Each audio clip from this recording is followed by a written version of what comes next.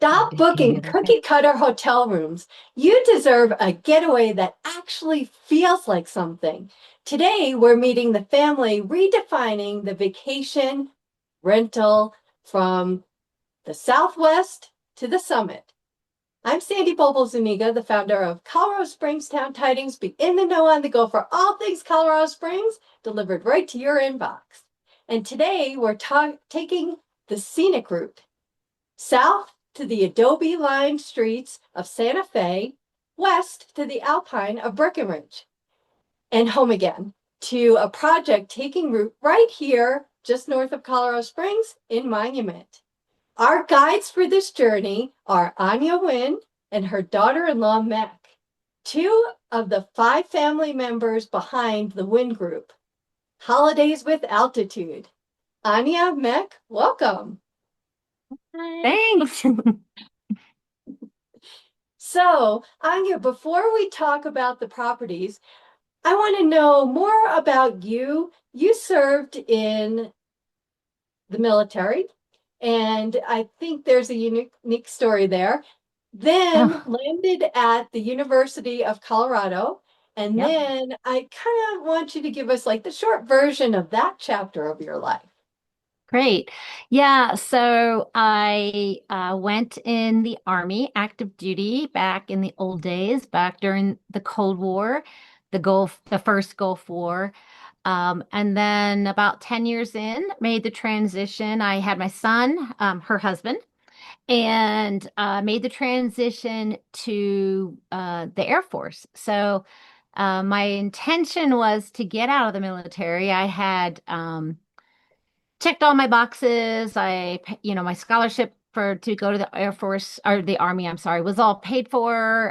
They paid for my master's, so I got some great benefits. But I also, more importantly, got professional skills and then some deployments. Which, as a young military officer, you're excited to get out there and do your job in a real situation. So I spent some time in supporting Desert Storm through a depot in Germany and trans as everybody stopped in there for refueling and refitting. And so as a logistician, we got them all sent off to the Gulf. And my husband, fiance at the time, he was actually out there. He was one of the first to go in. And then we came back to the States and I got a tour in Somalia, Mogadishu. So another experience that was really valuable to me and really shaped sort of what I'm doing now, ironically. I know you're probably thinking, what is Black Hawk or what is Black Hawk Down? What does Mogadishu have to do with where I am today? But it really did shape a lot of where I am today. But then when I got out, I thought I was out for good. And we were stationed up in New Hampshire. And we picked that assignment because there's no army there. And we wanted something different for a couple years. And I immediately joined the New Hampshire Air National Guard. It was an easy transition. I had what they needed. And so it was really just signing some paperwork and making the transition, which then evolved as Frank's career continued to move, my husband. I was able to stay with the unit and transfer. I mean, they let me transfer to Texas physically, but I would still stay with the unit. I did some on their behalf. I did some tours at Patrick Air Force Base. And then when we moved overseas, which turned out to be a 9-year tour, uh, I was able to get into the individual augmentee program, which is where you find an active duty unit and you do 30, 60, 90-day tours with them. So that's how I was able to do a full career in the military. Wow. And also uniquely in Germany, because I was an IMA officer, which means it's not full time, I was also able to have a professional career for a German company, which was great because it got allowed me to use all my skills, my German language skills, and all my experience in logistics and contracting. So that's how I kind of moved through that. We came back to Colorado in 2009. And within a year or two, I got into the University of Colorado here in Colorado Springs.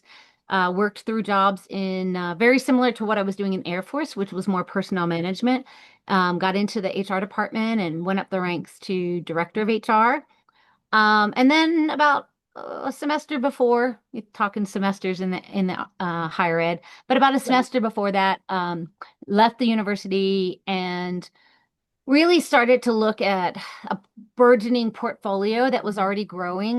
We started in 2019 and 2018 actually with our first rental, and found that when you really commit time to this industry of short-term rentals and now our new development project, it makes a difference when you have the time to commit and you're not trying to go to a full-time job every day. So Right. that's where we are now. So you're And trying to say with the military, every time you thought you were out, they just pulled you back in. well, that is so true. Frank was the same way. We were definitely like went to Germany on a 2-year assignment and it got extended for 9 years in 2 and 1 year increments. So every year was our last year in Europe. Every year we had to, do everything we hadn't done yet. So it was a great time to be there. And we fully intended to get out around 2007 or 8. And Frank put in his retirement paperwork and we were going to come to Colorado Springs. It wasn't home, but we had been stationed here before.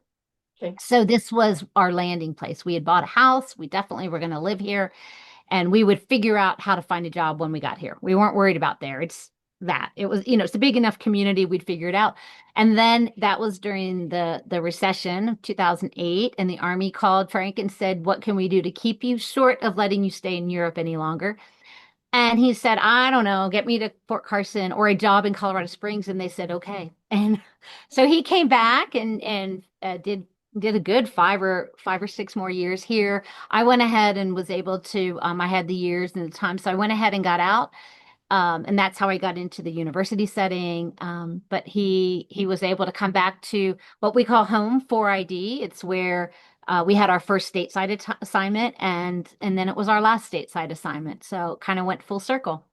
Oh, I love it. So where in that whole military experience did you and Yeah. Frank actually meet up and Yep. and start?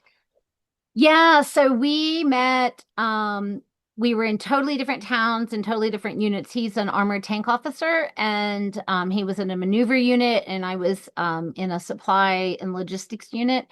And we were many miles from home at a training center that any military that are watching. We were down at Vilsec in the Hohenfelds area where the Army has a training center. So they don't have to send us all back to the US to get any training that we need.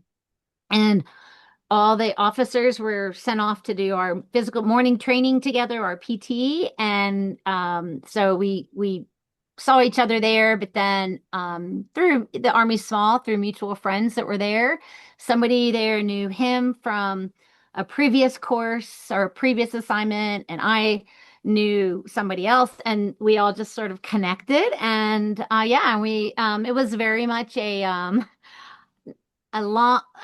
semi-long distance relationship for many, many months because our op tempo was so high. We were still in Cold War status, so it would have been, late 80s, very early 90s. And and back in the day, there's no cell phones, there's no answering machines. Right. So, There's well, yeah, there painful. there were there were answering machines. That's the funny thing. And he'd leave a message like, "Hey, I'm in town. Are you in town?" And of course, our unit would be out in the field. So we just couldn't connect for a long time. But it all worked out in the end. And then we were And able to, well, we got married in Germany oh, to make sure we had our next assignment together. And it was a really great, fun experience because getting married in Europe is not like here where you maybe go to the courthouse. The courthouse is a palace or a castle. So it, oh it's wow. it's pretty nice setting. Yeah, so yeah, Yeah. so it really kind of it all worked out for us in the long run. And now we're gosh, not third we're approaching 35. We've got another year, but been together a long time. Yeah, Yeah. for sure. So he was in the army, but isn't he a financial planner right now? Yeah, so he got out. Where I went to the university, he went into financial management and he absolutely adores it. He loves it and he's really good at it. And we've built another family legacy, which is what my business, this whole short-term rental and land development is definitely a family legacy. But he's brought our son in. Our son Liam went to college up at CSU, Fort Collins, got a degree in finance, more specific, and then a subset in, or a minor in financial advising, which who knew was a degree. Turned out he really liked it, but he wasn't ready to get into it. So he took a very different path. He was a rugby player and went on the semi-professional, professional route for a few years. And then, I don't know, when he was about a year and a half ago, almost 2 years ago, he just said, you know what, my body is ready to take a break and I'm ready to get into financial advising. So yeah, so we both are on great paths. We love what we do. And we have been able to bring in the family, and our daughter too, which, she's bringing a unique perspective to what we do. So, Right. And I love the whole family aspect. So with Frank, well, with all of you, you wear many hats, but with his specifically wearing literally. two hats, a- and you've got one on now. Yep, Um, that's my thing. so as the CFO, Frank, as the CFO of the Wynne Group, Yeah, and he runs his own financial advisor practice, yeah. what does his steady numbers first perspective bring to what you're building as a family in general? Well, some days it's very, very sound. And some days he's a family member who says, oh my gosh, I found the perfect fill in the blank yurt, piece of furniture, deck, something that the land needs. And he'll go on a Facebook Marketplace and find some quirky thing. But yeah, he definitely brings a lot of financial support to the program, and it really allows us. I think the beauty of it is not that we're averse to partners, but we have five partners. There are five of us in the business, our family, and we're very comfortable with that. And we really would love to. We really are trying to keep it a true family entity where everyone picks a piece of the project that is what I call their genius zone, and we Yep. let them run with it. Now, you would argue that, I mean, Liam also is in the financial sector, so, finance is his genius zone. But what we've done and what we found with him is he's more of the innovator, sort of what if we did what if we painted this wall a different color? What if we added a rope swing to this condo? What if we, just crazy things that we would never think of? Or let's hang this there and then see how we like it. And then we're like, okay, yeah, that actually was really bizarre, but it works. And so, he's been able to, but he also really is sometimes when Frank is going down the path of like, I just want to be involved in the fun part and not the financials, Liam will step in and be the voice of reason and say, okay, wait a minute. Wait a minute. We don't even have our permits done yet for the land development, and you're already designing, you're buying furniture for a bedroom. It's like, let's stop for a second. So, yeah. And then I will real quickly add that our daughter Kiara, who, go figure, is traveling right now. She has a degree in sustainable global tourism. She's actually over in South Africa and Mozambique right now, working on a project, but also researching sort of a volunteer program called World Packers, and to seeing how that might intersect with some of the work we're doing. And so she totally brings the sustainability piece to the land and keeps us in check with that. And then And then and I was then going to Mac say, has all right, her special role too. yeah. So Mac, now you're stepping into this family, literally, and I would love to find a little bit about more about you and your background and where did you come from? Your full name is it Mekdis? It's Megadus. Yes, three Okay. syllables. Yeah. So it's Megadus. Yeah. unique. It's unique. So where'd your name come from too? And where are you from? And then how did you get into this wonderful family? Short story, but I mean, long story, but short. I'm from Ethiopia. I'm born in Ethiopia, raised half of my life until I was 11. or 10, and then was adopted by my family to America. So that's where my full name comes from, but my last name is from my dad right now. So moved here in 2001. I was okay. adopted during that time and lived my whole life in Colorado. My family lived up in Red Feather, which is like a little away from Fort Collins, like close to like Wyoming border, you would say. So I always lived in like naturey, like land. My mom is like she's like loves plants, and I get all that stuff from her. So um but I always grew up with animals. She had horses, chickens, dogs, cats. We were a big family with animals. And my parents still do have that. They live in Longmont, which is like 2 hours from us, but not that far. And then went to school up in Red Feather when I was younger, and then moved back or went to CSU and then Front Range, and that's how I met Liam. Or first I met Kiara, who is my best friend, also was my roommate for like 6 years. So I Oh, lived with wow. her. Yeah. And that's how I met Liam, through Kiara. So a full circle. Yeah. So There with too. Kiara, you were already part of the family, and Yeah. Yeah. Yeah. then it So I happened. got to know the family before I even knew Liam in that romantic side, I guess you could say. I've done a lot of jobs. I went into nursing, wasn't for me. I was working during COVID time, so it didn't work out for Ah, me. And then I always had passion like for kids. So I always worked with kids, babysitting, working with kids with disabilities, or just Behavior. yeah, behavioral. uh Anything that has with kids, just they're just so pure in a way, and I think that's what our land also, our project right now, is bringing, because it's just a beautiful land, but we'll get into that. So I did that for a while, and then Liam, when he was doing rugby, we were like long distance for a bit, like for about like 2 years, so we decided to be closer than far away. So I moved to Colorado Spring with him to his grandpa's basement. So that's how That's part of the story. So we moved in, and we were at the time looking for properties, not a property, actually, an apartment, like a condo or something downtown Colorado Spring, but also was planning our wedding, or want to plan our wedding and get married. And we were looking for venues, and the wedding industry, I think everybody knows, is crazy.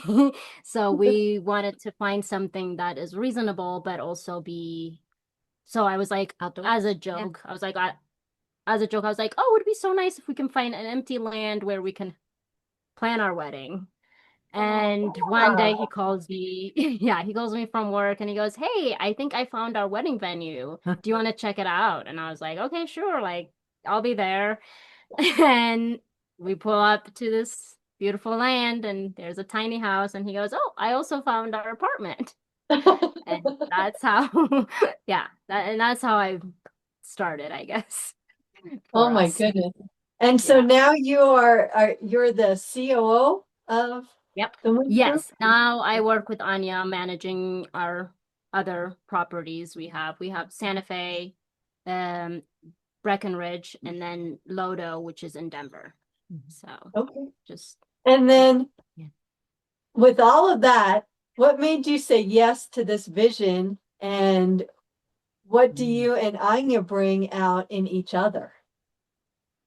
I think I said yes because family is very important to me. I was raised in my mom always like family comes first. So we always had that. And once I was best friend with Kiara, so I've never had, like, she was like my sister in a way. Like, so when I was introduced to this family, and I knew Anya had a lot of like hosting and like had a lot of properties, but also loved the properties because I've been in it, and the way she like hosts people is something like, you go to a hotel, you have a bed, you have amenities that are like small, but the house we rent out is something like you wouldn't think of. You have everything you would ever think of. You're like, oh, I need a toaster. Oh, it's right there. I need even little things. So I've always seen that in her, how she designs the places she hosts or anything she does. So I was like, oh, I love traveling. I love hosting. I love entertaining people. So I think we would be great. Yeah.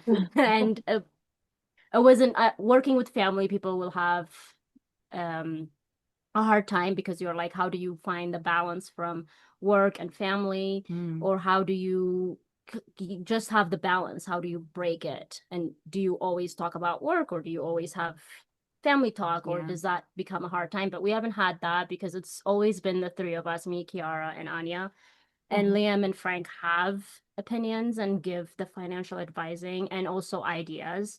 But we have had that dynamic of like, when it's work time, it's work time. We have family meetings once a month when it's not crazy time for us.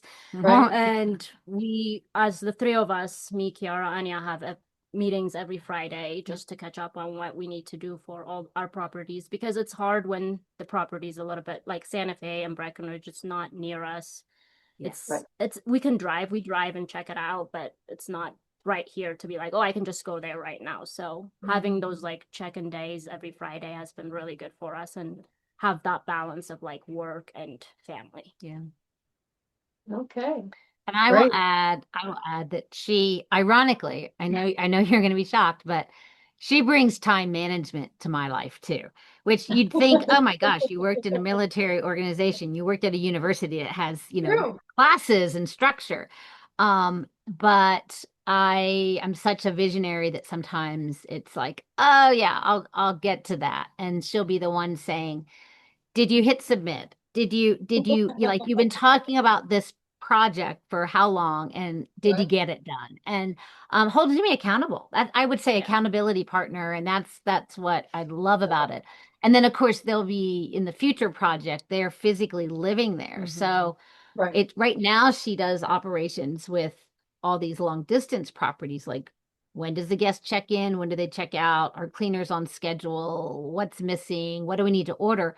But now she'll be like on the ground and be able to say, Being able to do those things. yeah, So physically will be really nice. Yeah. Because you have more of the control in a way. Yeah. Yeah, for sure. I don't know, Mac. I may need to bring you on with me too, because I could use some time management.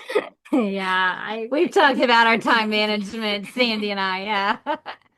yeah, We calendar are has like been. the river. We just flow, We just and go with the flow. when I when have we a when we are in that stream and it's flowing, look out. But if the current isn't going, then it's just like, okay, now what? And yeah. time, what is I that? It's elusive.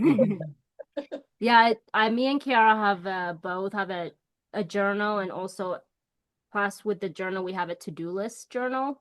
It's like a full list of like, so that has saved my life in a way, like writing. If it's written, it happens. Yeah. Yeah. If Yeah. it's documented, it happens. If it's here, sometimes it gets lost because we have a lot of stuff that goes in our brain. That's Yep. just I good think for us. Anya and I, a lot of our stuff is here, but that's Mhm. interesting because as a Gen X, which I'm assuming you are, Mick, and that, for the discipline and the vision and also where you landed, you're allowed to use all your creativity and all of the environmental stuff, and you're journaling and writing things down. I mean, that's awesome for a Gen X. I'm just saying.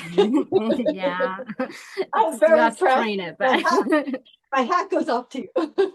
thank you.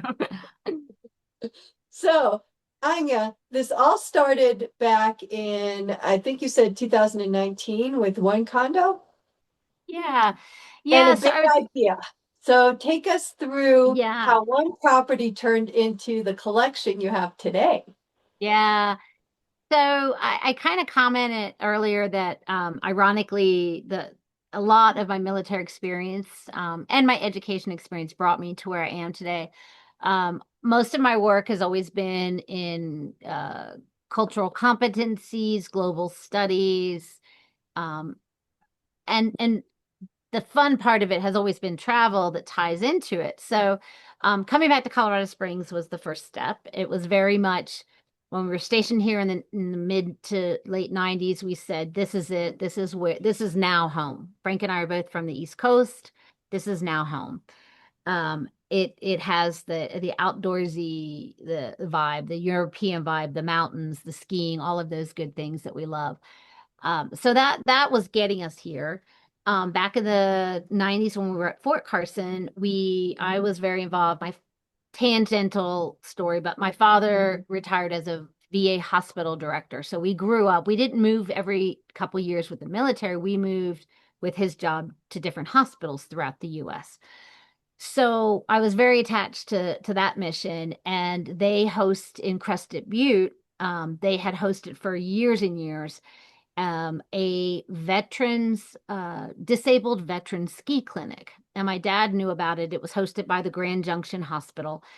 And I got involved one year, and then the next year convinced leadership at Fort Carson to send more support. So we sent just general volunteers out to Crested Butte. We had a helicopter team to be on standby for medevac, and we had medics, and it was all training, but they also volunteer experience. So we loved Crested Butte, and we for years have always said, how could we get out there?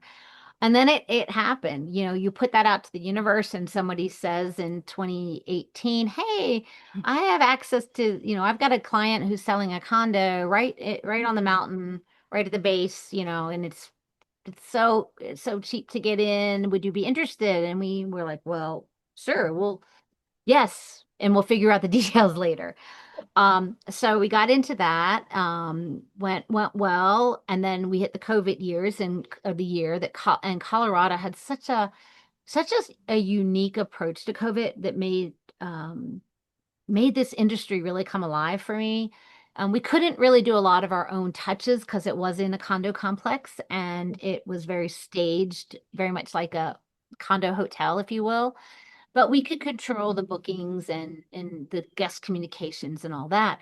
So, what happened in Colorado during COVID, for anyone who wasn't here, was our governor was sort of like, our motto was get out, enjoy the wild. Right. Get Yeah. out. Yes, respect your distances, but we have so much open space Yeah. that we want you to get out. So there were very limited restrictions on being able to rent the unit based on the building, the HOA. We all voted on it that we couldn't have 100% occupancy. I mean, we had to rotate, availability. Yeah, pools and hot tubs and all the amenities, and the mountain had limited usage. You had to get a pass, but it was just really a great intro into the industry. Okay. We did like everybody else. We threw it on Airbnb, and it worked. Nothing, no magic back then. Well, the industry has changed. That's been a few years. We ended up then picking up a property up in Fort Collins where both our kids ended up going to university, and that has become a college rental. So that's not really, it's in the portfolio, but in a very different manner. And so it kind of is a rotation of college kids. And when somebody graduates, there's always a friend waiting to get in. It's a beautiful house. It was built in the mid 2010s, which is unique when you're only about a mile and a half from campus, because everything else was built in the 50s. So we found this little conclave, and it was beautiful. And so students want to move in. And then we at some point decided that this little condo we had an offer on it that we weren't expecting, and it wasn't really even on the market. But we thought, you know what, this is a pretty good price point, and it's just a one bedroom, or actually it's a studio. And so we're never, it's never going to grow up to, this multi-million. If we net 50 on it, we're good. And then we immediately rolled that into something we found in Santa Fe. And somewhere in that story, we were in Breckenridge and kind of did the same thing, said, wouldn't it be cool if? So we picked up a little bit of, you buy one, you sell it, you roll it into another one. And so we ended up by about, well, during the COVID years, I say years. So 2019 to about 2022, we ended up with Breckenridge, Santa Fe, another tangential one, a family beach house out on the East Coast, because my parents would go out there for, winter. They would winter there, Snowbird. which, but yeah, snowbirds, which was so funny because it's the Outer Banks, which is in North Carolina, but if you're a Virginian, it's really just part of Virginia because it's so easy to Oh, drive yeah. to it from Norfolk area. And they had tons of friends that were already living there. So that was a family endeavor. And so and when I say family, it's myself and my three siblings. And they were like, "Great, Anya, you know this industry, run with it. We trust you." So that's been really fun. And then since then we diversified in the sense of locations and in how we use them. We have a long term, it was a midterm, which means 30 days or more, fully furnished, just like a short term, except our guests just do a month by month lease. And they had been there, how many? This is in Wheat Ridge. It's a 4 bedroom, and they got in there, and a year later, 2 years later, I mean, they're in their going in their third year. Third year. And they just Wow. love it. And they moved out here for a temporary job and decided they love Colorado.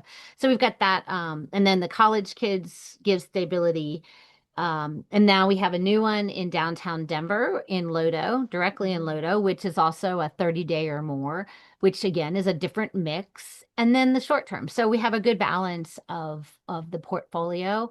And like I said, it kind of stemmed from just our love of travel and our love of collecting things as we travel. And the joke in the very beginning was, "Oh, we need to buy a place in Breck so we can put this armoire that we brought home from Germany because we've run out of wall space at home." So and they're also very well curated. They're very unique in their Yeah, own way. they're very, like, if you're in Santa Fe, you're in Santa Fe. Like, there's no doubt when you walk in that condo, that all the artwork. We have an artist that did some original work for us. It's all for sale, which is cool. Oh, Santa Fe is totally, I mean, Breckenridge is totally a mountain vibe, a European mountain vibe.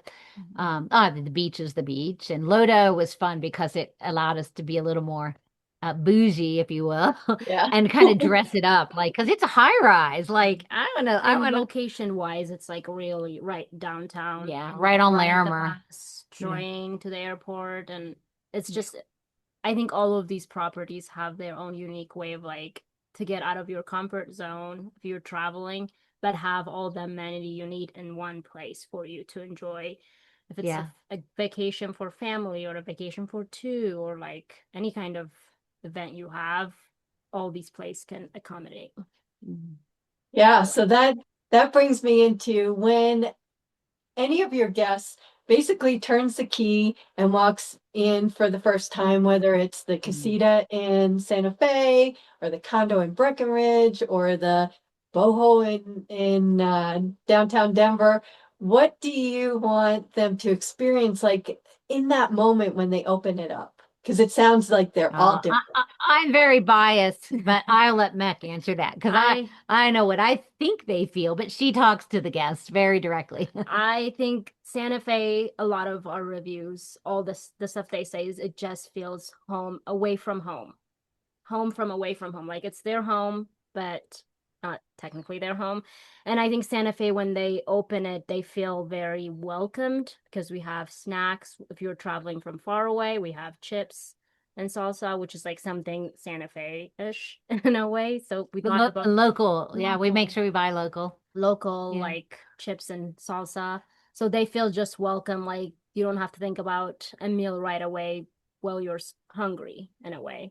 And Santa Fe has, it's just different when you walk and you feel like you are in Mexico, but not really Mexico. Like just the design, the inside, it just feels very cozy and warm. And it's just, I mean, Santa Fe is my favorite, so I'm a little biased, but it's really pretty. And when you stay there, you feel home in a way. But not I that think that one also, as I mentioned, it's sort of it has. it's the artwork, I think, is people always comment like, wow, and it was just looking for the right pieces. And a friend of ours saying, I have this whole collection that would be super. And she's very inspired by a place called Ghost Ranch, which is not too far from Santa Fe, but it's a Georgia O'Keeffe destination. And so she had pieces that we put in there, and guests are welcome to buy them and take them off the wall. We get inquiries. We haven't actually had anyone take something home,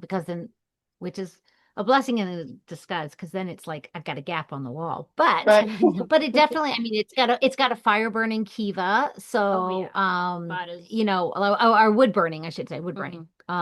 Which is I think people like it's like, wow, I really like, it's very authentic. the Yeah. stairs also, it has all Oh, the tiles on the tiles stairs. are- Yeah. We did a big reno to kind of bring, well, A, to bring it up to date, and B, to match our vision. So, and it's got great amenities. I mean, there's a unit, the complex has a pool, the complex has a hot tub. It's and it has more like foresty vibe. Yeah, it's a very outdoorsy, woodsy vibe. And it's it's walking distance to downtown. Now, it's kind of downhill on the way. So yeah, you do have to walk a little bit uphill to get home, and people do comment about that. But then others say, I just grabbed an Uber, or I just walked it, So it's a very cool place. And Breckenridge has the same amenity. There's a bus right by the condo that can pick you up and take you downtown Breckenridge. Or take you one stop to the skiing, the skiing. And all the skiings are right there. Yeah. And Can you walk? Yeah, I think Can you walk to downtown from the Breckenridge property? Yes, you can. You can. It's a really long uphill, but yes, there's definitely. I mean, it's not. I don't want to confuse it with like a place in downtown, because yes, you can. People, are you acclimated? Is that something you really want to invest your time? Your level, I mean, you can walk it. Yeah, you can walk it down, but the buses are free, so you can catch the bus on the way. And it stops right at our place. And it stops right there. So, and that one you open the door, and it's just like, oh, I am definitely in an alpine village in Europe, because I love it. the things we've decorated with, and it's cool. That one I don't know. I don't have a favorite, but I think all of them are. That's like your children. You don't have a favorite child. You love them all. No, I have a favorite son and a favorite daughter and a favorite daughter-in-law. And I can leave it at that. You got it all. So do you only have one property in Breckenridge? So in Breckenridge, we have we own one property, and then we belong to a resort up there, and they are very generous and very encouraging of you renting your time up there. So I book time up there, and knowing that we don't have time to go up, but and then I can rent it out from there. So yeah, we definitely and we pick we get good time in like March, really great ski season. And that is absolutely directly ski in, ski out. You literally ski to the door, pop your skis off, and put them in the locker. I mean, it is absolutely on the mountain. Um, it's called the Grand Colorado. I'm sure locals here in Colorado Springs are pretty familiar with it. But and I like the fact that I mean, it's fractional, it's timeshare, but it's also, we can go use it anytime we want, and just the amenities. They've got pools and hot tubs and saunas and a spa and all these great amenities that we don't have to stay there to use it. But guests that, when guests want to come for a ski trip in March and they want good snow and good location, that one is just one bus stop up the mountain, right at the base of the mountain. So from our condo. So our condo is as close as you can be to the resort without being on the resort property. So that's nice. But the resort, so I put up sporadic dates, like I have some dates in December, like a week like that week, kind of when school's out, but Christmas hasn't really started. or Right. colleges are out, I should say. So yeah, we do that as well. So that's a bit of management. I mean, just picking the dates and then making Right. sure that people know like there's no flexibility in the dates. That's the Right. one bad side. Yeah. Um, but Well, we that's know what I, Breckenridge so well that we're yeah, yeah, that's what I was wondering about because on your site, I know that there was more than one Breckenridge property. correct. So like, I Mhm. definitely wanted to hear that. Yeah. And I think that's a misconception in Colorado that of March because we do get those spring snows. And sometimes we could not have any in January and March we're just, inundated. So being a Yeah. local, you have the insight on that and others in other places, obviously us in Colorado Springs, we know that, but outside of our area they don't realize it that they can still go Yeah. skiing and it is beautiful powder in Yeah. the spring Yeah. in March. So you're smart Good, cookie. there's a good base by then. It's beautiful. Good weather. I mean, although I think it's generally, I mean, we're in Colorado. It's generally great weather all the time. I mean, Yeah. there are colder days than others, but Hot in summer. march in yeah, and march it can you be hot up basically there.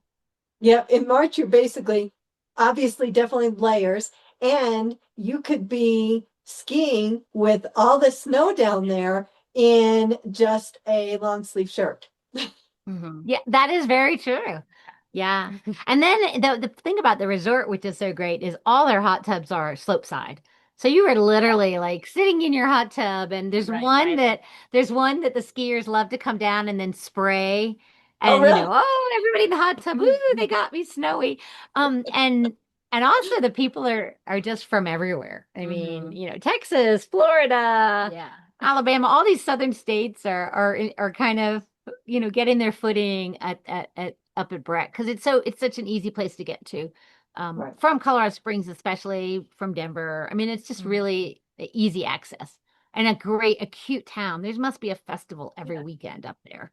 Yeah. I mean, honestly, And it's the drive True. is beautiful to get up there. yeah, Like, I think yeah, Breckenridge is beautiful. yeah. We usually go from Colorado Springs. We take 24 up, Yep. kind of down through Manitou and up. But I mean, it might be 5 minutes faster to go up on 70, but there's something about cresting over Wilkerson Pass and being like, Yes. oh my gosh, that's the money shot right there. Like Yeah. I am in the mountains. Yeah. So The only oh yeah. If you're going to Aspen and you're going that way, there is the pass, and I forget which one, but that often hot, closes yeah, during, Cottonwood, and then there's another one. the Yeah, winter, and so you the one over can't by get Twin to that. Lakes. Right. Yeah. You can't Yeah, get so there, you do. but That is true. you can get to Yeah. Breckenridge for sure. Anytime. Yeah. Yeah, that is true. Yeah. Very rarely has that. Well, you live up that way. So, I mean, you live up 24. So you get it. Right. But Right. um yeah, very rarely is 24 or Route 9 closed. And you can stop in South Park, Fairplay, the town of Fairplay, aka South Park Right. and grab lunch on your way or yeah, it's quintessential Colorado. Right. Absolutely. So your homes are filled, we talked about it a bit, with antiques, artwork, European touches, South and Central America accents. Mhm. None of it feels random, obviously. And can you walk us through the intention behind that? Why does it matter that a rental feels kind of layered and not staged? Yeah. Yeah, not go back to education, but the cultural competency and cultural amenities that are so important to me, and obviously Invectus brings a lot of that to the table too. Um, it was about we've traveled so much, and it was important to us to curate places that sort of brought those feelings and those great memories back to us. Now they're going to be different, obviously, because you're not physically overseas or you're not traveling. In world market is you can easily go grab all these things and cobble together a look. But I'm not sure that wasn't our intent. In fact, a little anecdote here. I was at a business mastermind retreat for short-term rentals. I mean, that's my job. So I go to retreats and I'm in masterminds and I make sure I understand the latest and greatest. And this one was amazing. We actually went to Disney and stayed on the property and then had guest speakers come in and talk about Disney. The person who put the conference together had this connection and it was just amazing. And one of the women that we talked with, she is responsible for building the Avatar, the movie Avatar site. She's also working in Tokyo. And that was one of my questions was, so what is your recommendation to curating a space that doesn't look staged, that doesn't look store-bought, even though, that's all made in China and imported? And that's what we talked about, that authenticity, that kind of cultural authenticity, to make sure that if, like in our Santa Fe place, yes, I've got some Guatemalan pieces in there. But we also traveled there and there, it's not like, oh, I'm trying to slip this off as Southwestern. It's Right. like it's by design and they're clustered together. Um, so I think that's really important to us, is that it's not just a bunch of, let's go buy these knockoffs. And we've got these things and we want to share them. And our own house can only hold so much. Right. And our kids can only inherit so much of this stuff. So, And I'm true. I was also raised with like thrift. My mom is a thrifter, loves antique stores, and me and Kiara have been very like, I lived with Kiara for the 5 years and very intentional. And each corner we decorated that house was intentionally like things that are unique and things that could be recycled. And I think we have tried to do that in all the properties, Yeah. make sure that things we have is not just bought, but it has something, it came from somewhere that has a story to tell, and Yeah. also a story that has meaning to us, and also the people who are going to stay there are going to have a different story with that. Mhm. Yeah, that's very good. Yeah. Yeah. True. Yeah, and it seems like because they are different, they're in different areas, that any property that you rent out from the Wynne Group, you're getting a different experience. So it's worth Yeah. actually going Yeah. and renting out the different ones at different times, because it's not like, and it sounds like it still feels like cozy and a home, but it's a different experience. So maybe like you can equate it to Epcot Center when you're going into Yes, the I love Bavarian that. Yeah. area, or you're Yeah. going into the Spain, or anything like that. And so here you are in an area, but you get immersed in that particular culture. And it sounds like you guys Yeah. really wanted to make sure that those visiting those areas, wherever you have properties, is you Yeah. feel like you're part of that culture when you're staying there. Yeah. Mm-hmm. For sure. That was And it gets addictive, you can only buy so many properties.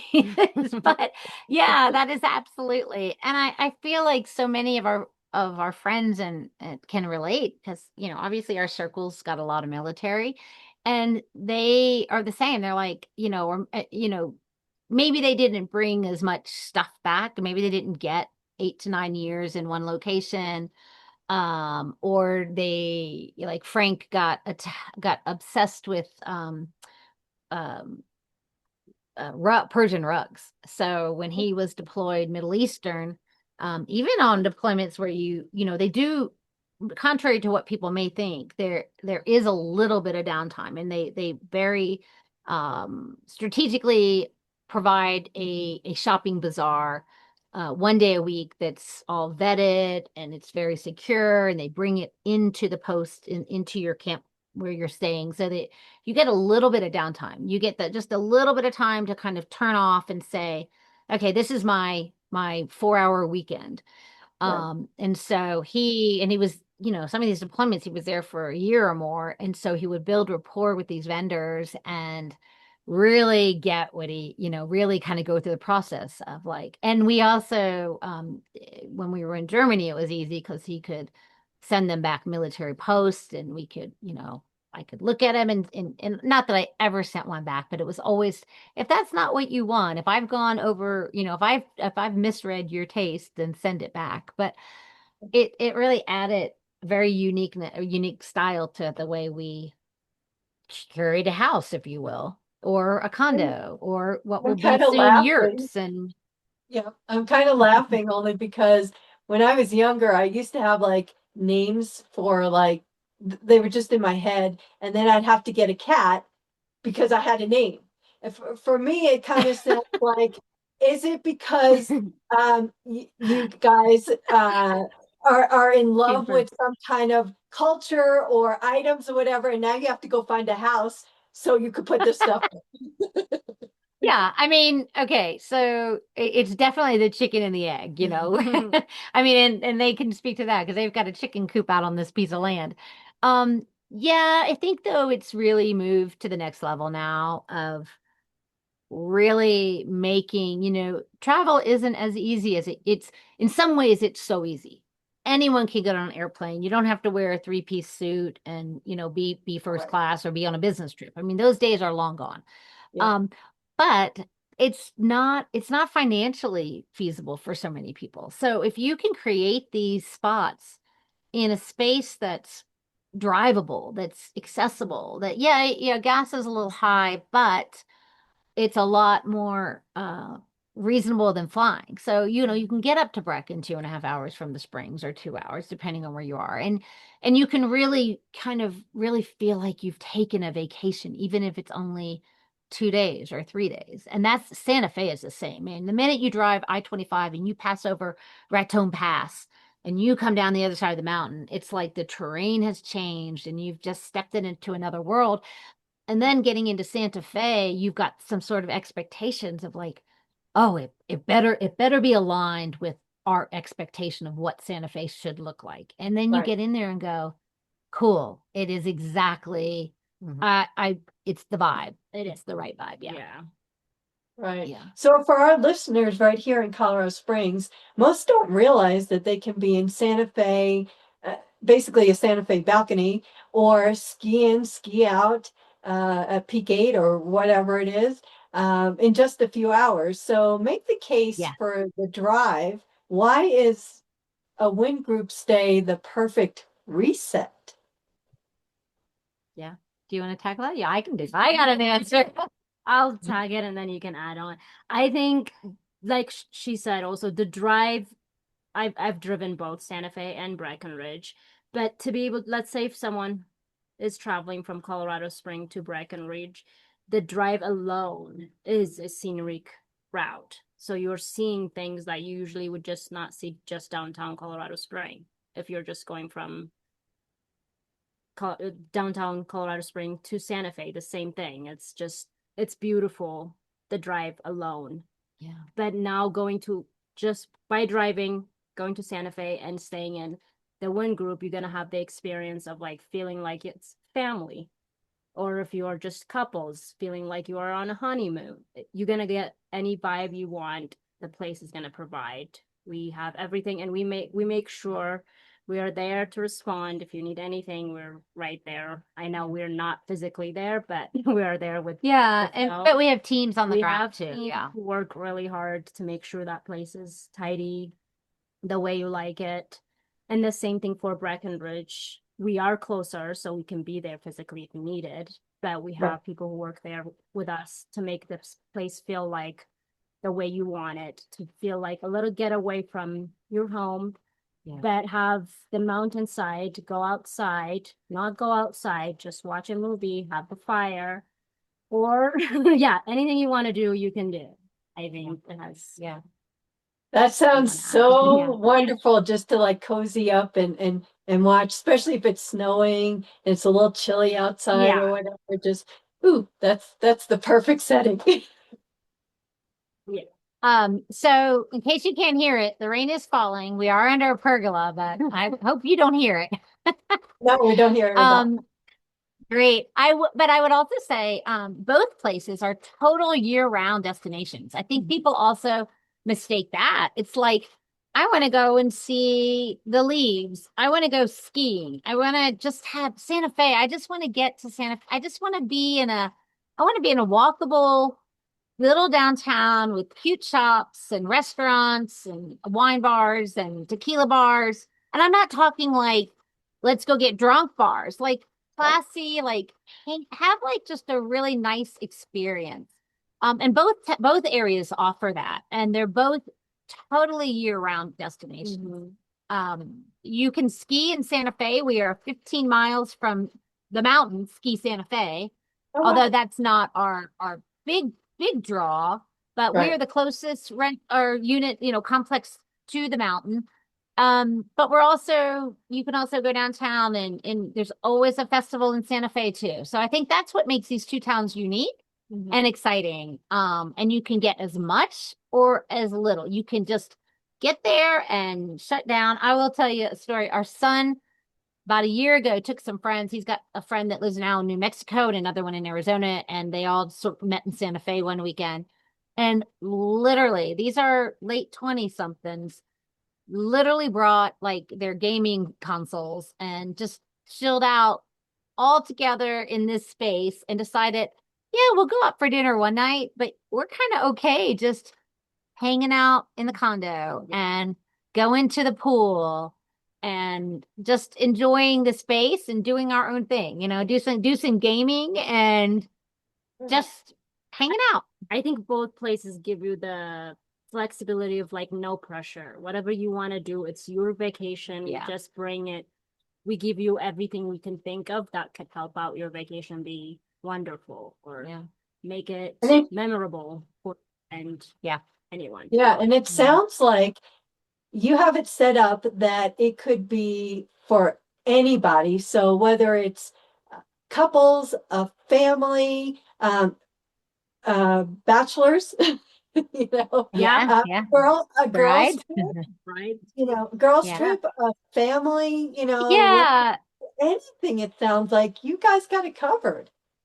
We do. I mean, I think I went into these thinking, oh, these are kind of decorated nicely, so they're not kid friendly, but they both have pack and plays, because when you have a 2-bedroom condo with a sleeper and 2 full bathrooms, inevitably you're going to draw a small family or 2 couples and maybe a toddler, or 2 couples and a teenager.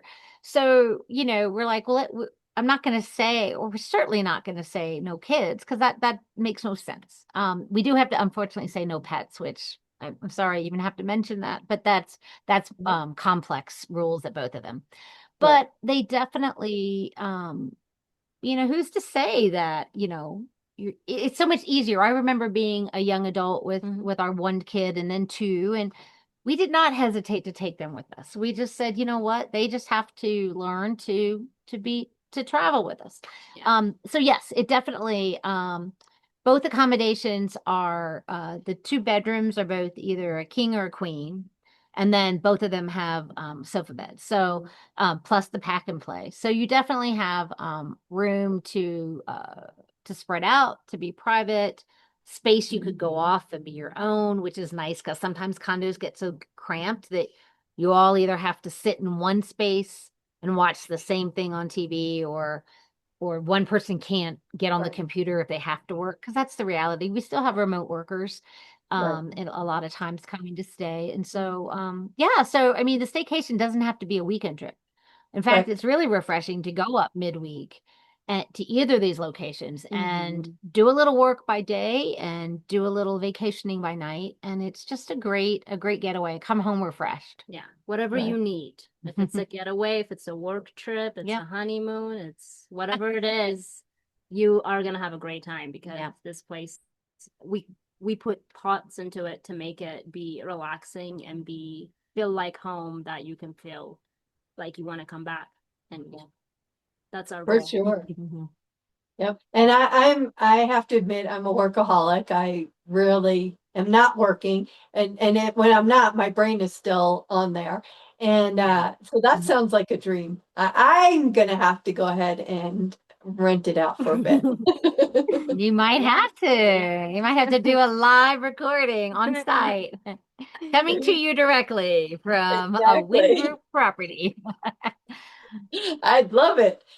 So Mech, you're the one keeping the wheels turning behind the scenes in general. We already established that you are the list keeper and making sure things are happening while some of the others are more still visionary and in that role. So what's one detail the two of you obsess over that a guest might never consciously notice, but they actually feel it? I know that's a strange question. That is a great question. The guest. What do you think that they feel when they're in there? It's like, but you did it intentionally.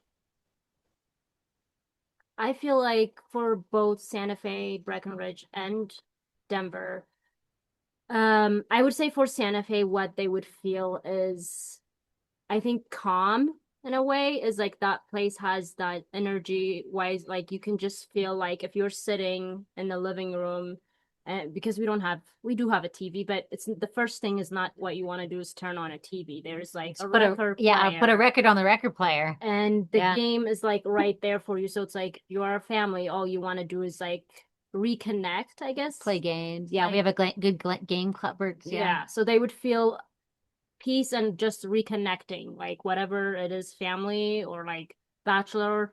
The first thing I would think they would feel is just calm. And like the energy would be like, oh, let's just celebrate whatever the occasion that brought them to that place would be like enhanced in a way. I think that's how they would feel. And I think we have been very intentional by reading our reviews and asking our guests like anything they have. We love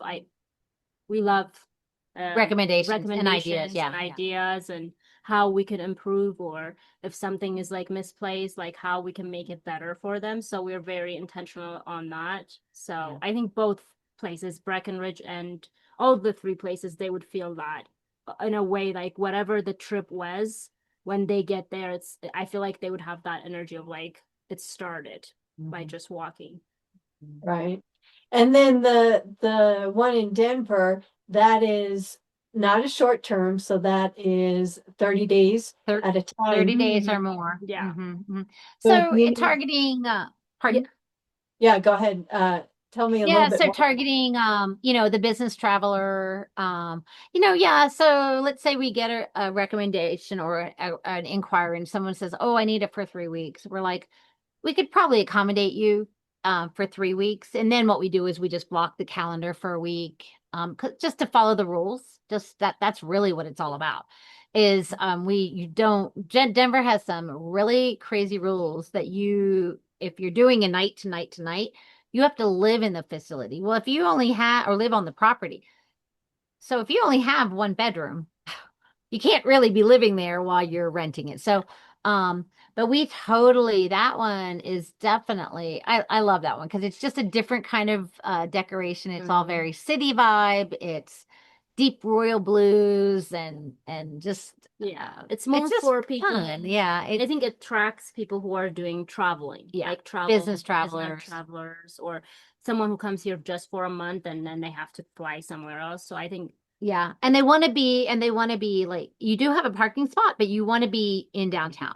You literally want to, let's say, it hasn't happened, but one of the catalysts for it was we are in Denver so much. Our son, when he was playing professional rugby up in Glendale, and then he was playing on there's multiple teams, but we were up there all the time, and we'd stay in a hotel and say, what if it'd be so cool to, have a condo. So we started looking, and we go up with friends to different events up there. We're walking distance to the theater district. You can, go take the trolley, the 16th Street Mall shuttle to the Capitol, walking distance to Rockies, walking distance to Ball Arena and to Nuggets or Avalanche or a concert. And then you could, a lot of people do park or in downtown and then make the walk over I-25 to get over to the Broncos. So you are in the heart of it all. Yet you're 8 stories high in our building. Our building goes to 32, which is all open space, like the pool, the common area. So, and is all up there. So people have access to these views that are phenomenal from the roof. But it definitely puts you just park your car or you ride in to Union Station and walk 2 blocks over to our place on Larimer, and you're like, you're there. You're there. You know, you can just, there's food, there's shopping, there's amenity, you know, there's just so much to do in downtown. And if you're kind of thinking, ooh, Larimer and 16th, that's not where I want to be. 16th Street Mall they did a complete renovation, and it's really, really a destination. So, but you don't have to have a car to stay at the Denver Lodo, because you could come from the airport. Right Airport, train, 2 blocks walking, and you're there. Yeah. Nice. So that's a unique one. That's cool. Great. Well, so now I want to kind of move into, you've been part of the Hospitable Hosts book series, a global collection of real hosts sharing real stories. What did being a part of that community affirm for you about the kind of hospitality you want to offer and you do offer? Yeah, thanks for asking about that. That's a really recent endeavor. I was invited to contribute a chapter to a collective. In this particular collective, there's 4 books in the series, and this particular book is female hosts. It was called the Sisterhood Edition. And it is, and we actually launched it. It was a very strategic launch. The woman who is the head of our, it's the Global Collective is the big group, and then Hospitable Host is one of the projects within it. But the Global Collective is run by a woman over in England who is, and then there's another woman in the States. But they really a few years ago got talking about this. The lack of standards in the industry, that anyone can throw an Airbnb as long as you follow your local laws as far as getting a short-term license. But there's really no standards to what to expect when you walk in the door. And so it was really about the hospitable approach. Not the marketing, yes, the amenities, but not the basics, not the cleaning and the how much do you charge for the nights and how do you handle fees. Nothing about that. It's all about, like, what does it take to be hospitable, especially like we've just expressed that we're not on site. These projects we've talked about, we're not within like a 10-minute drive to jump over and see a guest, or we're not there to say, oh, welcome, here's your plate of hot warm chocolate chip cookies. I mean, we can't do that. So how do we do that? And so I contributed, and I went back to my education roots, which is what's kind of shapes everything I do. And I really talked a lot about the hospitality does start with your team. Like, how do you work with your own team? Do you respect what they value? Do they, and if you do, that's great. If you don't, it's not wrong. It's just different. Could be a bad fit, but it could be just a miscommunication. So really talking about, like, if you're working well with your team, then the hospitality can move further. And then because if you're not, then how are you talking to your guests? How are you communicating with your guests? One of the examples I use is, are you making crazy assumptions that someone who wants to bring, like, it's a 6-person condo, but they're asking for a 7th, or let's just they stick with 6, not breaking any rules. And then they say, oh, well, we're celebrating our daughter's quinceanera, or we're going to, or quinceanera, sorry. I'm like, what was that? Or we're going to a wedding. And then you as a host make this gross assumption that they're trying to sneak in a party. Well, are they? Is it, is a family reunion a party? And why is that? Why are you putting value on that? And why are you making assumptions about how they're going to treat your property? So Communication. Yeah, it really a lot about how you communicate with your team and then how that trickles into how you communicate with your guests. Now, every woman in the book had, they wrote their own story, their path to how did they get into the industry, what have they learned, what can they apply, and so there's some really amazing inspirational stories in the book.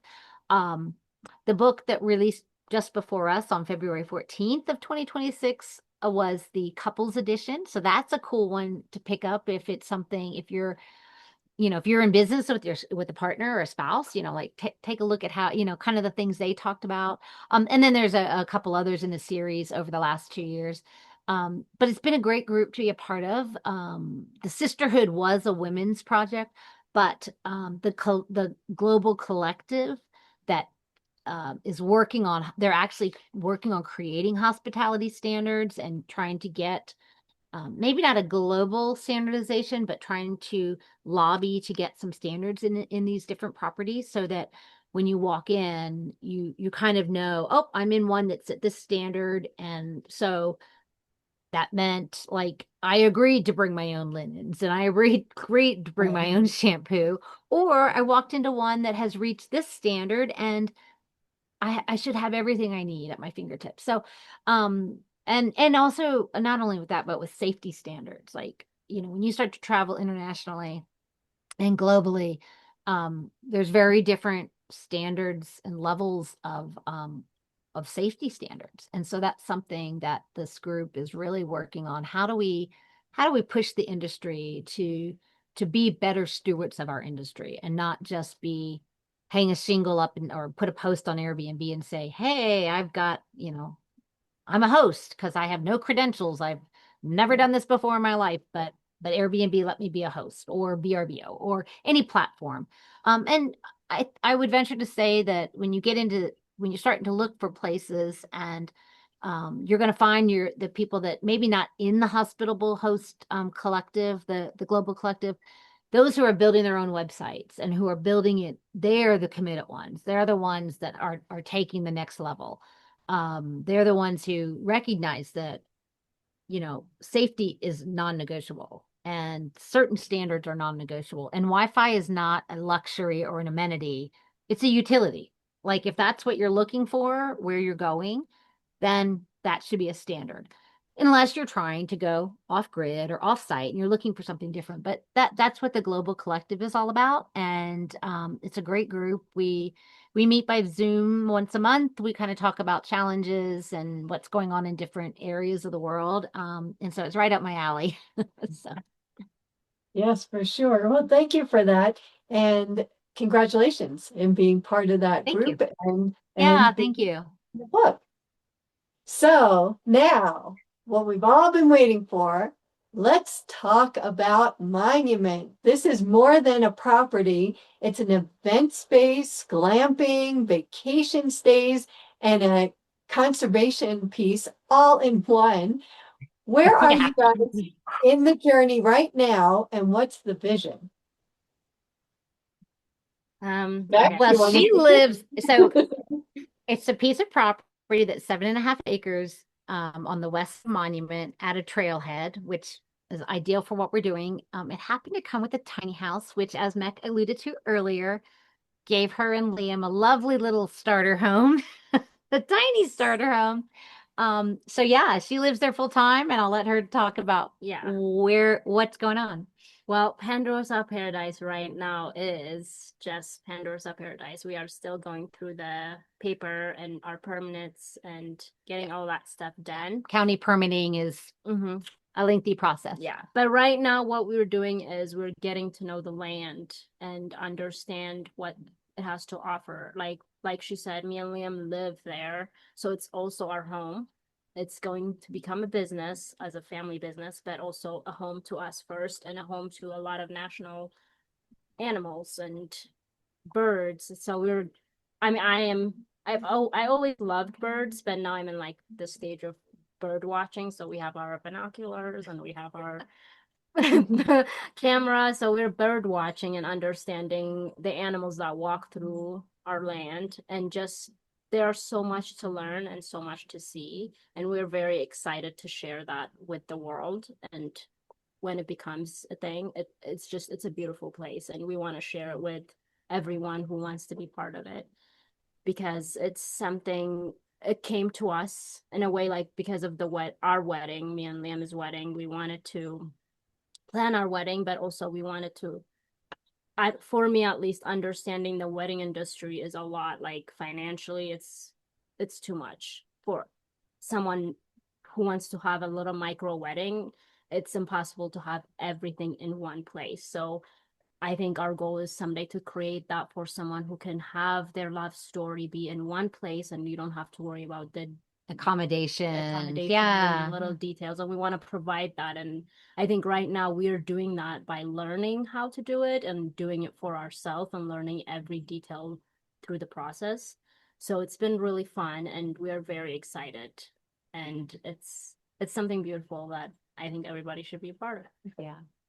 So, So you can add more. yeah. Pardon? So you are going to have it's when you told me about it, it's definitely unique.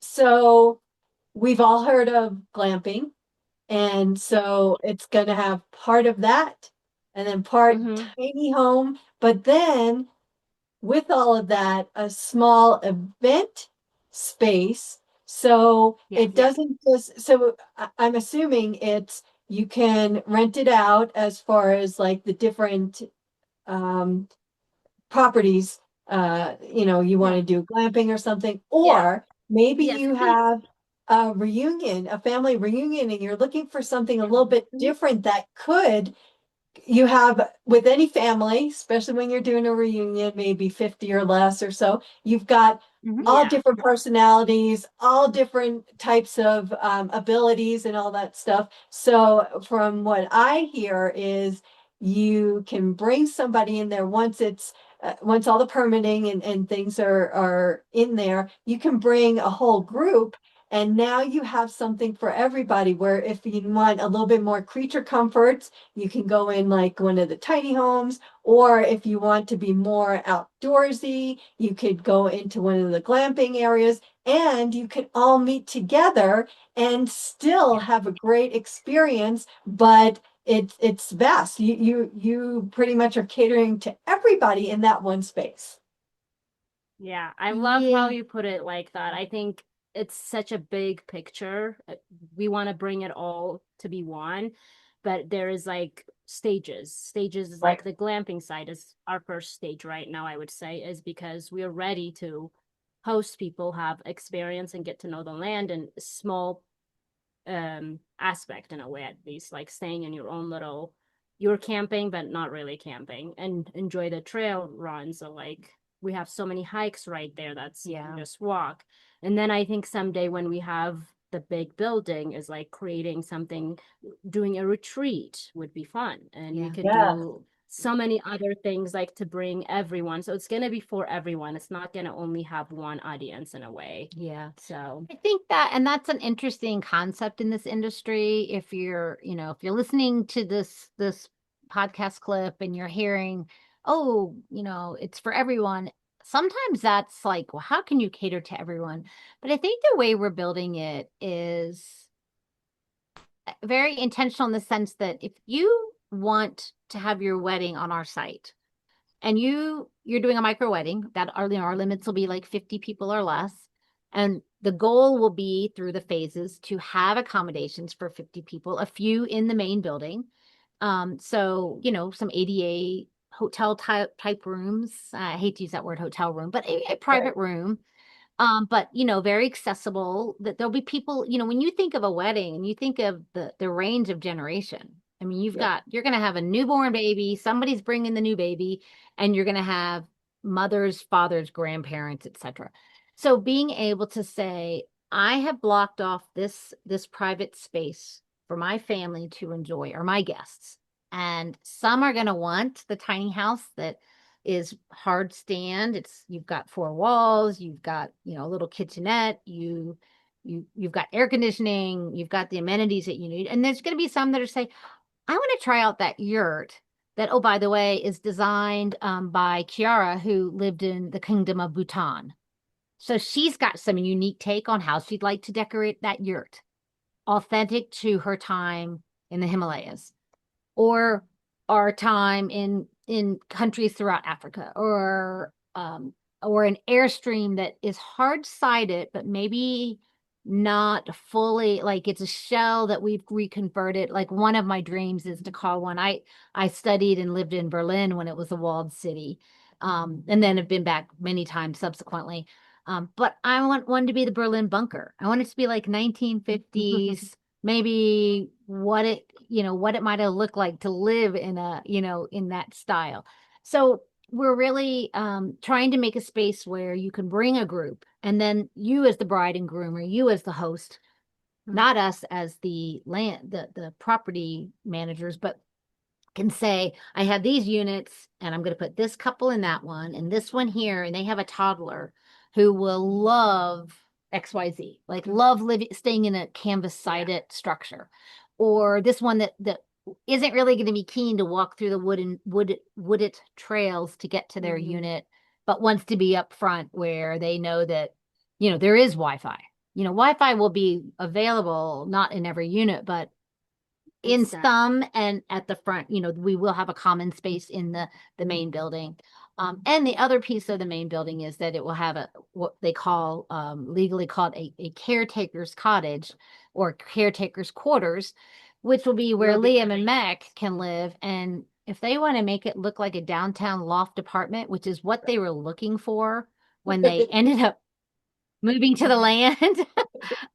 Yeah, so the vision is very broad. So it's not only targeting, it's not just a wedding venue, it's not just a glamping site. We are trying to do it for everyone. Like someone who can rent our property and have a yoga retreat, or someone who can have a retirement event, or someone who's going to be like, oh, I am doing this for my family, can I bring? So it's going to bring everyone who wants to be there. So yeah, the vision is big, and I think it's going to be beautiful. So, but it's just, we are in stages right now. So the way and the way we're doing the permitting is, I was very clear to say, this is like a 5-year plan. I mean, we have phases and steps that we want to take, and we don't want to go all the way down this path and then find out that people aren't really keen to stay in XYZ units. Like, people are like, that's too primitive for me, or that's too over the top. Like, I needed something more down to earth. And so we'll start to read the patterns once we start and we get a few built. And but I think just like our other properties, we are invested to try out things before we commit. So we want this dream to come to, obviously, to a reality, and it is going to, but we're taking the steps to make that happen by trying it out ourselves. And as a family, 5 of us have a lot of decisions coming up with this project we're doing. So it's like, we're doing it all, and it's also our home. So we are getting to know the land and letting that be the process also part of it. Yeah, I think the getting the land piece is probably the unique piece. I mean, we're not going to advertise that we are 100% eco-friendly and green, because there are going to be things that as we start building, we're going to realize that it's just not solar. Yes, we could use solar, but can we use geothermal heating? Who knows? Yeah. So we're not there. Yes. But yeah, I think the starting point is, and she talks about walking the land literally every day. She and our dog and Liam, and when I'm up there, we walk the land and we say, wow, this little slope, this little niche is perfect for this type of unit. And we can preserve the surroundings, and we can build it in a way that if we pull pitch and we say in 4 years, like, okay, this isn't working, and we pull all that off the land, we use footings, or we put them they're on wheeled chassis, so we just can pull them out and let the land kind of come back to life. So that's very, very important to us. We're trying to do less cutting any of vegetation. We are just fire mitigation at the most minimal, that allows us to really let the land tell us what needs to go in what spot, and Yeah. curating the trails and giving everyone an opportunity to. It's only 7.5 acres, but building little trails where you feel like you're out in a fairyland. You're on this, like you're in the woods, and I think that's something that is going to be pretty magical. Right. It sounds like such a unique space and what you're building. And I didn't know that before, but I love the themed aspect of each little building and everything that you have Yeah. in there. Because Oh yeah. Oh yeah. like you said, it could be, once you close that door or close that canvas or whatever, you are now enveloped in whatever that theme was. That Yeah. it's that'd be unique, that people, the normal everyday person would not get because they haven't traveled to these different places, but maybe they have an affinity to it. And now you're giving them that little slice of that while they're in that stay with you. Yeah. Yeah, that's definitely, I mean, that's what I said earlier. You can only buy so many condos or houses or rental units for the sake of, the chicken and the egg, for putting a piece of furniture in it. But now we have these little micro properties where we can like say, okay, this one's going to be this, and this is going to be, I mean, literally, Liam's lived in New Zealand, so he's got a theme, and Kiara's lived in Bhutan, and Meg's got she will go back, she will find decorating her roots, but also we're gonna need some Colorado we've got to also keep the Colorado theme. And the main building, we're going with the main event space, kind of a Tuscan rustic. So you've got the mountain vibe, but not like not a traditional mountain vibe. So kind of a rustic Tuscan look. Um, and then of course, back to the regenerative land, and really honoring the land and what it offers. I mean, wildlife right now is pretty much all we have on that part of our website, because there aren't really places to stay to advertise, and we're not advertising. But I don't know, the bobcats come through the land. They've got chickens, and a mama bear and bear cub came through to check out the chicken coop the other day. We have beautiful hawks that they might be nesting somewhere on the land, because they tend to really come in. And then we've been designated a couple of designations that my sustainable daughter has done the research on and is quite connected to. But we are, once our wildflowers get going, designated monarch butterfly way station. So Wow. it allows for them to move from, to kind of hone in their own, however they find them, but hone in on different sites that are really curated to bring them to the land. So right now, just understanding those things are very important to us, and we're very thankful that we were able to move in on the land last August and be having this season in A full year, of what the land looks like. what it looks like, and looking at it through stages. Like, I think everybody knows Colorado has seasons. Sometimes we skip fall, but or we double dip on just on winter. Or winter. But I feel like this year has been beautiful to be able to see that stage of like the seasons. Very thankful to be able to understand it, and by being there and seeing it. So I think this Ponderosa Paradise is going to be, I think all of our property is unique, but this is going to be unique in its own way, because we are bringing everything that's in other properties into one place to have, for everyone to be able to enjoy it in a way. Yeah, And it's we a are going to different be on concept. site. Yep, it's a different Yeah, concept very than different. anything else Yeah. I've had. So it's not a single property or structure. It's it's going to be an experience for sure. And then once you have like the butterfly way station actually up and flourishing, Run. within that season, whenever they do that, that is going to be something so unique. Most people Draw. would not have Yeah. that experience. And we know there's different places in the country that have it. And, you'll see butterflies in the spring or so, and it's just like, oh, wow. But that is going to be something definitely to draw people because, once you have more of them coming, because you just don't get that in an average anything because you're cultivating that Exactly. in general. So that's really Mm-hmm. cool. So what are the other designations? One of our other one is a natural wildlife habitat. And what we love is so the northern border of our property is 100% adjacent to the Pikes National Forest, which I think is one Wow. of the largest national forests in the state. So I love that literally our neighbor is the national forest. Yeah.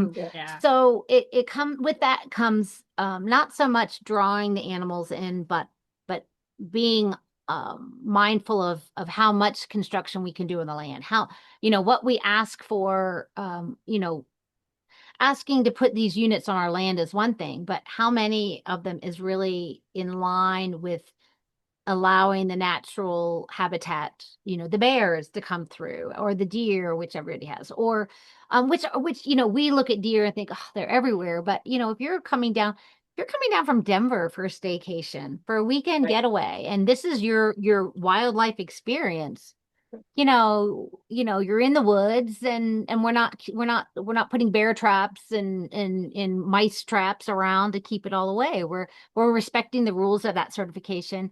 And then the other one is The birds. I think I think it's called a bird hero. I don't Mhm. remember. One's with Audubon, one is Right. with Monarch Watch, and then the third one I think is a national foundation for birderies or aviaries or something like that.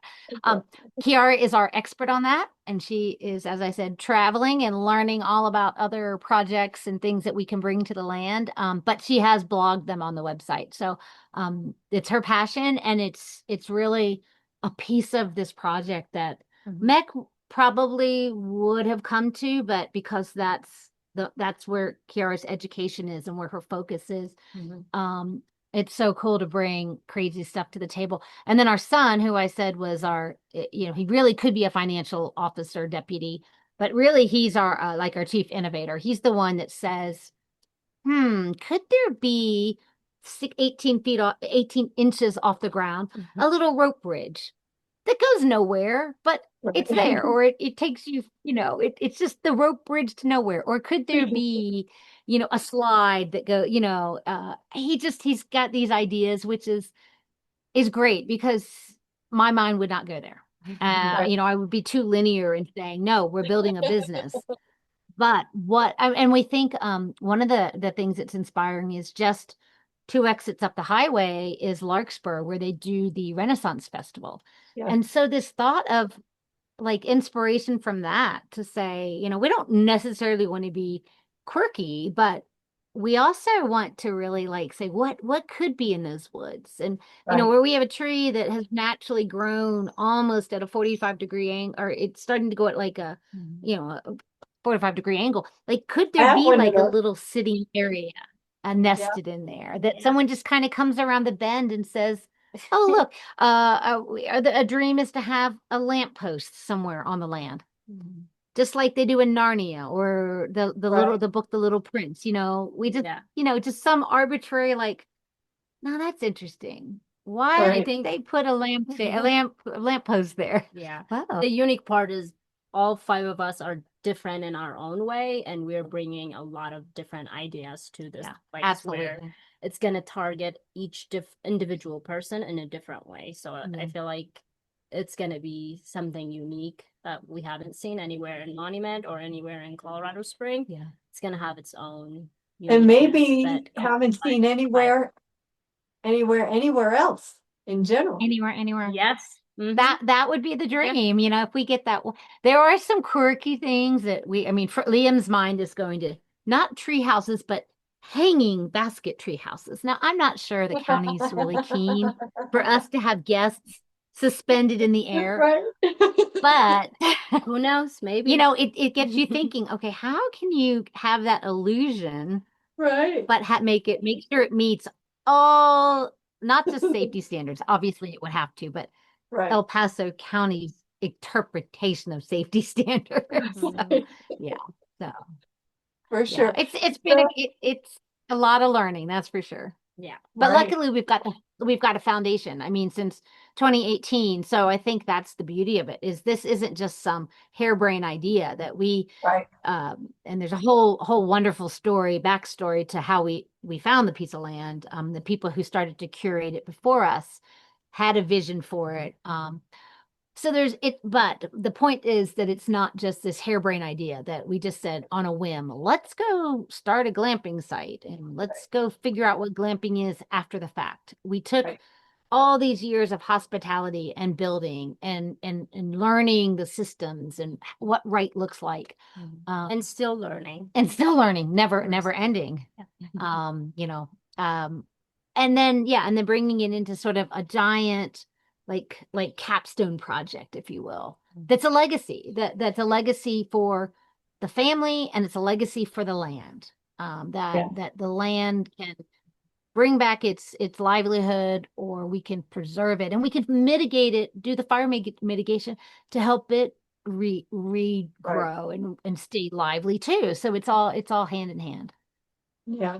So if anybody's interested in any of your properties, whether it's Breckenridge, Santa Fe, Denver, or when Monument comes online, Yeah. how do they So get a hold of you and how do they check it yeah, out? so the best way to reach us is to go to the website. And our website is www.thewingrp, initials for group.com. And that's got everything on it, our booking platform, pictures, stories, and like anything, it's a work in progress. We're continually upgrading it and updating it. Kiara is also our kind of our social media person, along with Mech, when Mech's not, doing the on the grounds, like the real day-to-day customer relations, really most important work.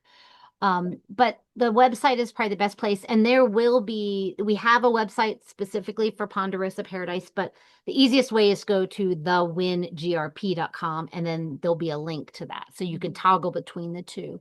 And then you can email us from there. And all our Instagram, Facebook is also on the website. Yeah, it's all on the website. So you can click and find us. So I think that's the Right. easiest way to stay connected. Yeah, one place, and then you can get to the different properties or different area. And Ponderosa Absolutely. Paradise will have its own website, and it already has some of its own social media as well, I Yes. think. And Yes, so it does. Yeah. yeah, so all of that, I will put it in the article and where this video will be so people can get there. But yeah, let's go to the one place and then they can branch out from there. So Thank you. That would be great. yeah, so this is not just about a business. You are building, as you said, a legacy. And Mech, you already touched on this a bit. All five of you, each in your own, as Gay Hendricks would say, your zone of genius. And when you Yes. picture the Wynne Group 10 years from now, what does the legacy look like in your own unique, beautiful minds? 10 years. That's, well, I think we would have it all. In short answer. But I think in 10 years, I think we're going to create something, like I've been saying, unique that everybody can enjoy. Something Monument doesn't have, or Colorado Spring, and someday maybe the world. But at least to start with, we're going to have something beautiful for people to come and enjoy the beautiful land that we call home, which is Ponderosa Paradise. Right? Yeah. Okay. Anya, you? What's in that beautiful So mind my of yours? 10-year 10 vision, years? I'm a little older, so so I will say, when we first got on the land and it became a reality, Meg shared with us and Liam that, like, Yeah, because I think, oh, went from looking at like a downtown young people's kind of hip living accommodation to land.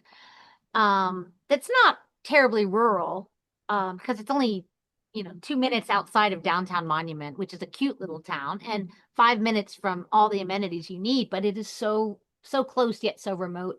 And they both said, no, really, this was on our radar. Like Yeah, land, Liam grew up most.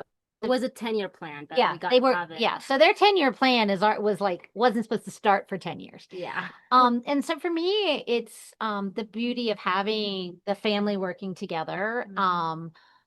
If KR brings a partner into the operation, we'll take that step. And if there are next generations, I mean, the beauty, family growing. I mean, in 10 years, a lot could happen. yeah, and the beauty of a next generation of children growing up in this outdoor environment that my kids had the opportunity to grow up in because we were overseas and they were in a very, very wooded, very it was very retro in the sense the neighborhood was very 1950s-esque. It was sort of go out and play, don't come home till dinner. And you knew that if they did anything wrong, the neighbors, somebody would give you a phone call or so it was they grew up in a very kind of idyllic, very safe space where we were in Europe. Um, and I think it's amazing that we can offer that to our next generation, but the community at large. And so I think making it a destination in 10 years where people are on repeat visits, that they like, oh, we're doing our family reunion that was 25 people is now 35 people, but you're still small enough that your facilities can still accommodate us. And those families that are like, gosh, what if we hit 55? Can we still come back? And I'm like, well, there's a little wiggle, Oh yeah, we have some buffers built in. But I think that would be the dream, is that this The sort family of to grow. there'd be a space that we all kind of where we can all be free to experiment, and no answer, no idea is off the table, unless it's illegal or immoral or something like, or dangerous, then yeah, of course we won't do something crazy, but it'll give us time to grow and evolve. And who knows what will be the latest and greatest in 10 years. I think that's what's amazing too. Come back and let you know. Come back in 10 years and we'll tell you. Come back in 10 years and you'll yeah. have all these AI robots greeting your guests and all that stuff. Yeah, exactly. Or maybe that will be what will make us unique, is that we're the standouts that said, no, we have human workers. Come see what a human employee looks like. And our little minions. and some of them are only 8 years old or 6 years. Yeah. So that's, I guess, a safe space that preserves what was given to us in the form of just a treasured piece of land that we can just make it a safe haven for people to come back to and to share and to spread the word. That would be my dream. I think growing our family, but also letting other family grow with us in a way, if that makes, like, be the part of our beginning and our 10 years. Yeah, and come back come every 5 years and see what's changed and be part of our story. Yeah. So come watch the chickens, the chicken coop get bigger. Get to meet them. Their egg is delicious, but they also have personality. They've got some fun chickens on the land. We're going to have to cover that at some point too. Yeah. Yeah. And I'll just, a little fun fact, once you start talking about chickens, your Instagram and Facebook feed, all the chicken tips I have in my phone now, I just because I know they have chicken. But yeah, it's fun. It does bring joy. I mean, it's definitely a working farm, if you will. I mean, it is all hands on deck, but boy, it's so close to civilization and yet so far away, and it's just a great retreat. To I can't wait to watch for me on the weekend. Yeah. Yep. I can't wait to watch it, from just the land to how it progresses and over the years, and all the wonderful people that you welcome in and their experiences. I'm, as an observer, I can't wait to watch it. Oh, thank you. And we're so excited that we've found the connection, and that you're taking these steps to help us really realize our dream too. So thank you, Sandy. Yeah, thank Love you. that. Well, you're very welcome. It's my pleasure. And is there anything that we haven't covered, and we covered a lot, anything we haven't covered from the Wynne Group, the other properties, the monument property, anything that you want to get out or let my audience know? No, I think The I only think we covered. the only PS footnote would be, and we have had it on our website in over years, but then we take it off. But for those of you, we do have a site out in, I did mention out in North Carolina on the Outer Banks, a beach house that's quite large, sleeps 10, has a pool. It's one house off the beach. So the family joke is someday it will be beachfront because eventually Yeah, land erosion. the But yeah, hurricanes and all that's that. Yeah. yeah, you never know. You never Yeah. know. And I think just following us on social media and just keeping up because things are gonna change and we're gonna grow. Very and, fluid, yeah. And we're very starting coming this new year, we're gonna be very intentionally like posting a lot of our growth and where we started. We already have that, but just showing you guys the project of where we are at right now. And And maybe we'll have Yeah. a poll or two, like should we maybe do this bed cover or this bed cover? Right. maybe Yeah, But we want to make it an interactive process. process and just come join us on our journey of growth in Yeah. a way. And that Yeah. to do that is on the website and on social media. But yeah, I Okay. think we covered pretty much everything.